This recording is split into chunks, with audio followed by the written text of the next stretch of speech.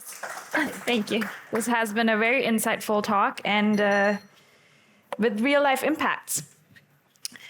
I'm especially excited for the next talk. I'm a political scientist myself, so I welcome Georg Wittenburg von Inspirient and Martin Schniedermeier von Kantar to tell us more about complementing political and social research with AI for a deeper understanding of society. Dr. Wittenberg founded Inspirient after 5 years of ICT research and 3 years as a management consultant at the Boston Consulting Group. And Martin Schniedermeier is Data and Operations Director for European Markets, Hubs and Partnerships at Kantar Public. Welcome, and thank you very much for being here. Thank you so very much for the kind introduction. Introductions are already done. Let's get straight into it. My name is Georg. This is Martin. Martin, so glad that you can join us. Would you like to get started? Good. Hello, everybody. So my name is Martin Schniedermeier. I'm coming from Kantar Public. Kantar Public is one of the main research institutes for public business. So we are asking people every day, everywhere, with different methods. Via paper, online, direct, on the door, everywhere. And we are doing this for public reasons. So for governments, for the European Commission, for the Bundesregierung, for everybody. And we are doing this for funds, for banks, and we try to collect the opinion, the political polling parts, as we did it for Infratest DMAP, as you do it here, and as you see it, it's a paper. So, and we believe that we do it really professional. So we do it with good people, experienced teams. We do it with good processes. We do it with efficient, so we try to adjust our technology, our digital mindset in that way that we are state of the art. We are focusing on our processes, so we have to build our surveys, we have to design our samples, we have to produce our production, we have to deliver that what expected in a high quality that we provide this trustful data to our clients. But we believe that we can do it better. And we believed it last year, and therefore we built last year what we call the Kantar Public Innovation Hub. And we look for corporations like Inspirient, Georg, where we want to work together with younger companies, with innovative, really digital companies, with AI capabilities and knowledge to find ways to make our life easier, better, and more efficient. And that's what we did last year, where we started this exercise together with Inspirient, where we defined activities and process improvement steps, which will help makes our life easier. And up to Georg. Thanks, Martin. So, Inspirient was very much founded with this idea that data analysis can be partially or even completely, in some regards, automated. And so where does that come from? And maybe like everyone can relate to it a bit if you've ever analyzed a data set yourself by hand. Maybe not once, but maybe 10 times or maybe 50 times, you see like there's these recurring patterns in the analysis of a data set. And this is also what we in the founding team of Inspirient experienced in our previous jobs. Right? And so the intuition was data analysis, the finding of insights in data up to the point where you can go to your boss and say, I found something, has an automation potential, like any other business process has an automation potential. So let's go for that and try to build a system that, in the end, does it automatically, right? And if we get to extrapolate, like beyond where we are right now, but maybe what is data analysis going to look like 10 years from now? There's one hint from history that we can possibly take, which is the fact that there was once a job that was called a computer. So there's a person whose job title was computer. That job existed up until the 1950s. They had a department of computers at NASA, the predecessor of NASA, who was calculating by hand with the machines of the time the trajectories of the spacecraft. And that was a job. By now, a computer is a box on a desk, or maybe even something in your pocket, because the job of applying mathematics has been automated. And that's okay. We believe that the job of an analyst, maybe 10 years from now, will be completely different from what we think an analyst is right now. can't say for sure whether it's going to be a box on a desk, but for sure, if it was possible to automate the human computer, there's automation potential in the human analyst. So the intuition of how we go about this draws very much from the analogy to computer chess. The idea here is that if you have essentially a rule book by which you can play the game of chess or the game of analytics, then you can automatically apply these rules. Right? For the case of chess, we are lucky because the rules are well defined. In the case of analytics, not so much. Like, part of statistics is well defined and you will have your preconditions for certain methodologies, but there's a lot of implicit knowledge in the methodology.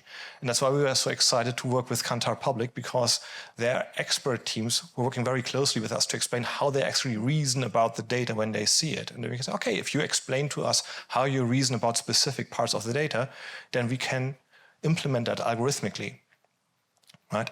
There's a slight difference between chess and analytics, which is the fact that the computer can automatically decide whether it has won the game. Right? The computer can say, "I won the game," because in chess you can decide whether, the queen is in the king is in checkmate. In analytics, you can't do that. Right? So in analytics, winning means really impressing the client or really impressing your boss with whatever insight you've done. That's winning in analytics. It's really hard for a machine to predict what will be impressive to your boss or your client. So there's always this human factor in having the context knowledge. And also the kind of advisory capability of saying, this is the thing that I need to take to a meeting. A machine, I don't think will ever be able to replicate that. But there we see the kind of future of analytics potentially taking shape. So in the time, I won't be going through the technical architecture of how this is built. If you're interested, I'm happy to do a deep dive on this afterwards. This is a hybrid AI system that's built to a great deal in the tradition of an expert system. So it's a rule-based system that for certain classifiers uses neural network and more modern classifiers. We do analytics by applying about 420 rules, custom-built rules for certain base analytics that are just applicable for everything. You can think of this as base understanding of data, statistics, etc. And then there's these use case-specific components that encapsulate the expert special purpose knowledge as applicable in an industry. And what we can say for sure is that through the collaboration with Kantar Public, we got a new expert bubble in this architecture is survey analytics, which we basically taught the system together how to go about. And with that, I give back to Martin. Good. For us, it's important that we talk about what is the outcome, what is the impact for the business, and what is the impact for our performance, for our people, for our capacity. At the end of the day, what you can see here on the slide is that we improved significantly the input conversion of the data files. We have pre-preparations of charts, which are pre-selected in terms of numbers, figures, output, design, based on the numbers in it. And when I go to the next slide in terms of what can all be provided by the Inspirient system. On the left-hand side, you see some examples in terms of graphs, and we are doing outlier checks, we are doing fieldwork checks, we are doing additional multivariate analysis, pre-selected, pre-done before our researchers have to work with the data. In the past, we spent a couple of time to look in the numbers of data. We have some analytics done with classical methods, but now we get some pre-ideas, and we see a little bit more the forest between all the trees before the researchers start to look in the patterns and in the real information. So we save time, or we redeploy this time differently in the future with the people who are on the ground. And this is really a big change when we go to where we come from and where we are now. So the blue ones is it's a recent stage, and I focus here on the recent stage. So we have not everything was bad in the past. So we come not from black and white, but we improved our efficiency. We have really much more quicker deliverables because we can provide standardized deliverables very quickly, which are pre-designed, and the system is also learning by the different users, and we can apply it to users, to clients, and this can be automatically produced. We have much more possibilities to do in time during the fieldwork checks and returns back to our interviewers and say, okay, we found directly mistakes in the systems, which are enabling us to avoid that we do interviews wrong and so on. We have this advanced data analytics part where our researchers will be supported by the system and by the different capabilities out of the environment. So finally, AI is not resolving everything where our problems have been or our challenges has been, but it was a really important help to be much quicker, much more professional, and to reutilize time differently in comparison to the past.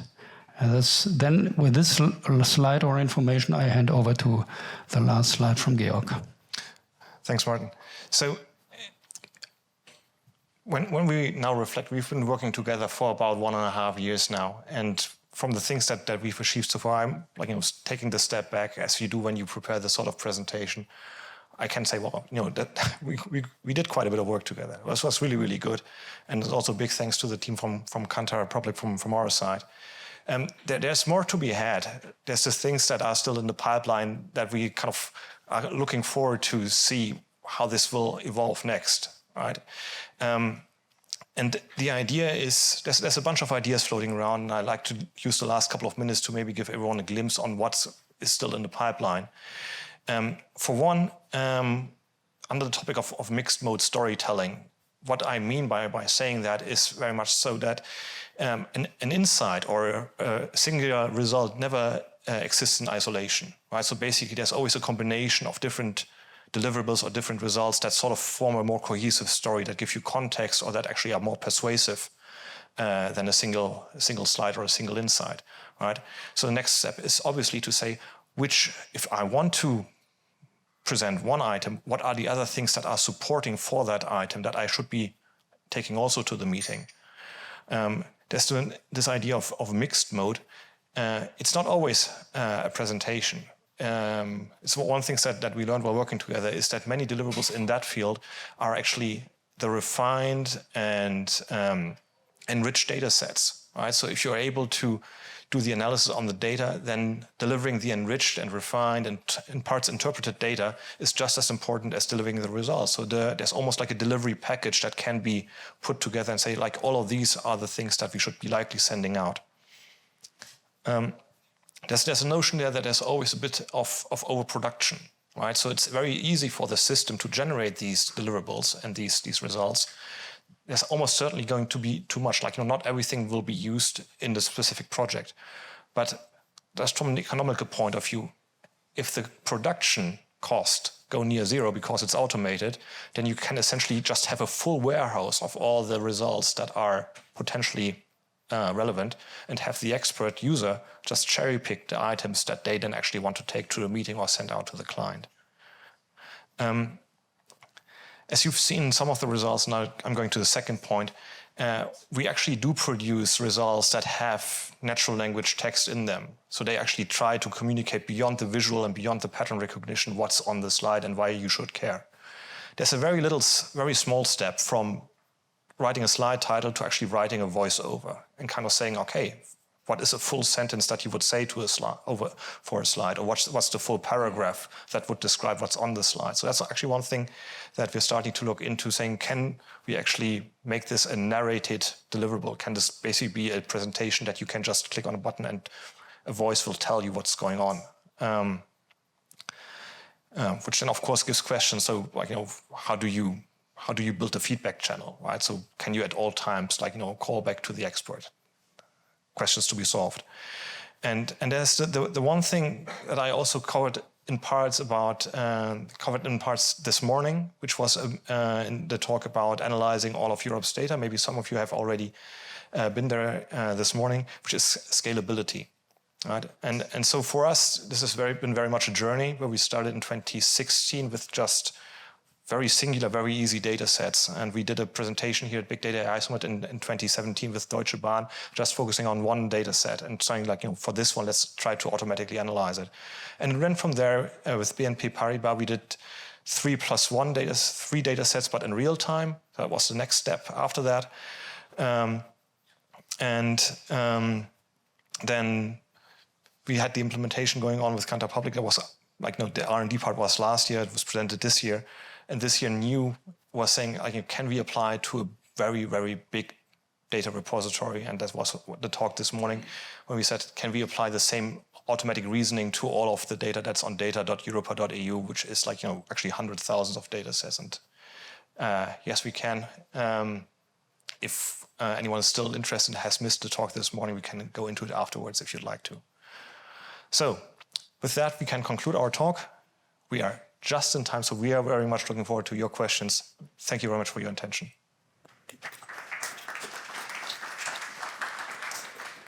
Wir sind nicht in time. Hier läuft eine Uhr ab und die sagt, wir sind 1 Minute drüber.